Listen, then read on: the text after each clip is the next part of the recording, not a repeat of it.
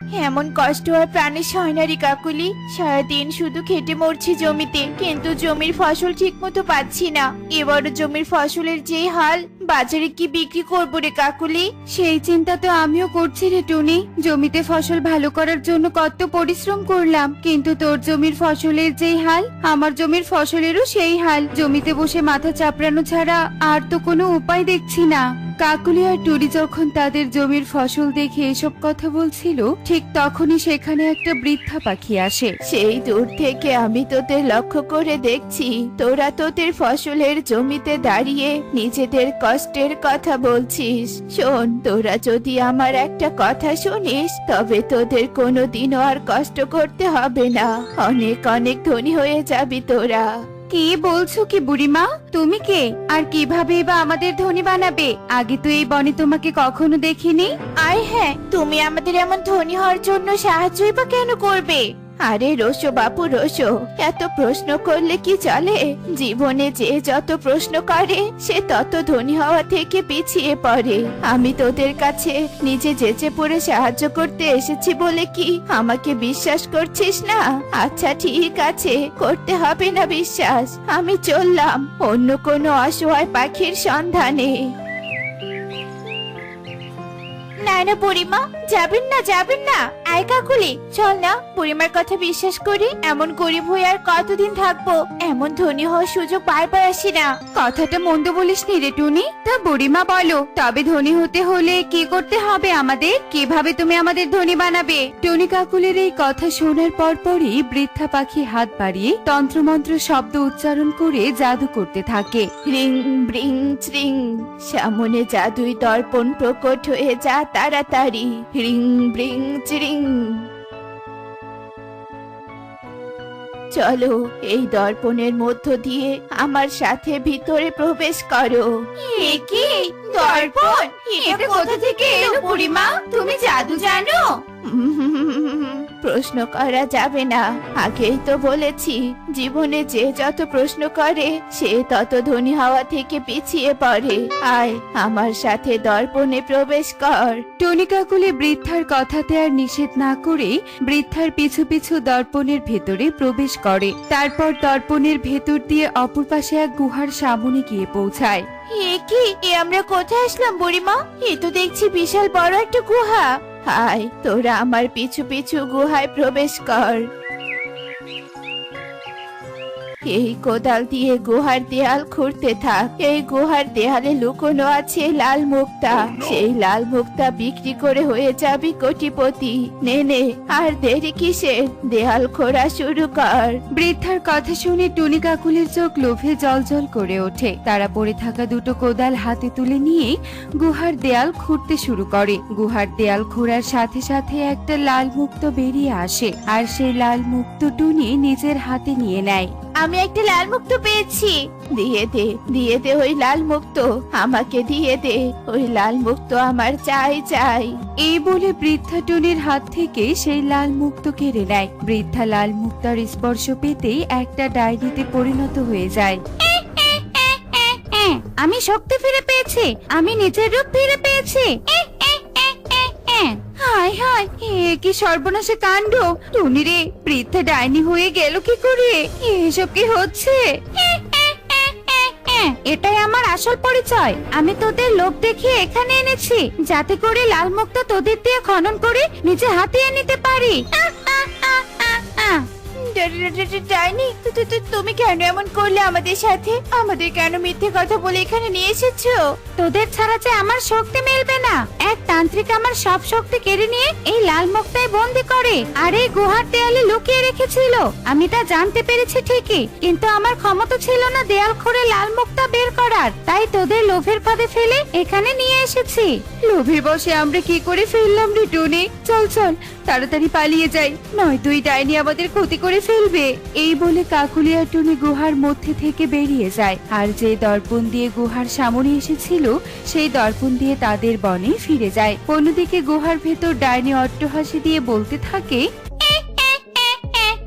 যা যা, পালিয়ে যা। কতদিন আর পালিয়ে থাকবি? তোরা যে বনে চলে গেলি সে বনে গিয়েই তো আমি এখন তাণ্ডব করব। সব পাখিকে ধরে খাঁচায় বন্দি করব, বন দখল করব।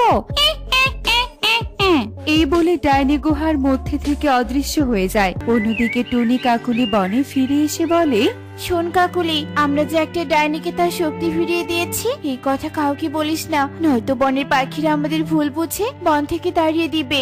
ঠিক বলেছিস টুনি, চল এবার আমরা যার যার বাড়িতে ফিরে যাই।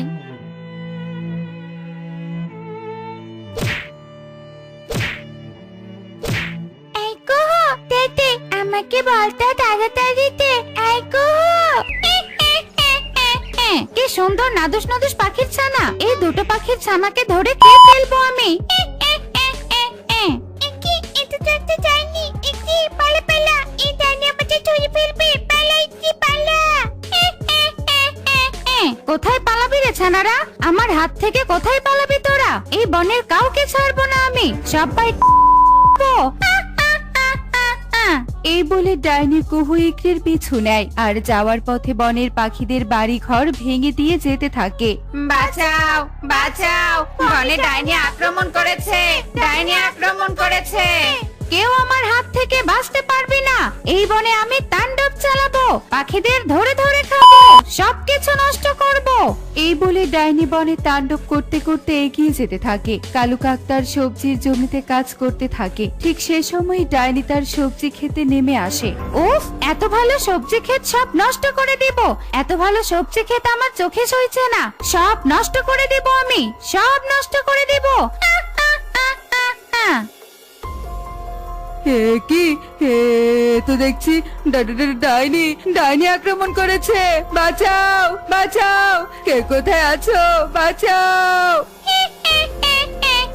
আমার হাত থেকে সবজি ক্ষেত কেউ বাঁচাতে পারবে না, তোকেও কেউ বাঁচাতে পারবে না, তোর সবজি ক্ষেত নষ্ট করার পর তোকেও খাবো আমি। না, বাঁচাও। এই বলে কালু কাক পালিয়ে যায়। অন্যদিকে কাকুলি টুনির বাড়িতে আসে আর হাঁপাতে হাঁপাতে বলে, টুনি শুনেছিস রে টুনি, শুনেছিস? ওই ডাইনি বনে এসেছে, সবাইকে অনেক অত্যাচার করছে। এবার কি হবে? আমাদের লোভ আর ভুলের কারণের জন্য বনের সব পাখিরা অশান্তিতে আছে, সবাই কষ্ট পাচ্ছে। শোন কাকুলি, আমরা যেহেতু ভুল করেছি, সেই ভুল আমরাই সংশোধন করব। চল চুপি চুপি আমরা কোনো তান্ত্রিকের কাছে যাই আর ওই ডাইনিকে শাস্তি দেওয়ার উপায় জেনে নেই। টুনি, তুই একদম ঠিক কথাই বলেছিস, আর দেরি নয়, আমাদের করা ভুল সূত্রে আমাদেরই নিতে হবে। চল চল আমরা বেরিয়ে পড়ি। এই বলে কাকুলি আর টুনি তাড়াতাড়ি তান্ত্রিকের কাছে যাওয়ার উদ্দেশ্যে বেরিয়ে পড়ে। কিছুক্ষণ পর তান্ত্রিকের ডেরায় পৌঁছে যায়। ঝটফট বলে যা, চটপট। কি কাকুলি টুনি, তোরা আমার কাছে এসেছিস কেন? কি হয়েছে তোদের? তান্ত্রিক বাবা, এই বনে ডাইনি এসেছে, সেই ডাইনিকে আমরাই এনেছি। ডাইনিকে তোরা এনেছিস মানে? বলছি তান্ত্রিক বাবা, সব ঘটনা খুলে বলছি আমরা। এই বলে টুনি তান্ত্রিক বাবাকে সব ঘটনা খুলে বলে। সব শুনে তান্ত্রিক বলে, সব বুঝতে পেরেছি। শোন, ওই ডাইনিকে ভৎস করার উপায় আছে। কাঁটা দিয়ে যেমন কাঁটা তোলে, তেমনি লাল মুক্তার শক্তি নীল মুক্তা দিয়ে কমাবো। এই নে নীল মুক্তা, এই মুক্তা ডাইনির গায়ে স্পর্শ করলেই ডাইনি ভৎস হয়ে যাবে। ধন্যবাদ তান্ত্রিক বাবা আমাদের সাহায্য করার জন্য। চল কাকুলি, আর এক মুহূর্ত দেরি নয়, আমাদের তাড়াতাড়ি ওই ডাইনির সামনে গিয়ে পৌঁছাতে হবে। হ্যাঁ হ্যাঁ, চল চল তাড়াতাড়ি চল। টুনি কাকুলি তান্ত্রিকের কাছ থেকে বিদায় নিয়ে আবার বনে ফিরে আসে। অন্যদিকে ততক্ষণে ডাইনি বনের পাখিদের একটা বাঁশের খাঁচায় বন্দি করে।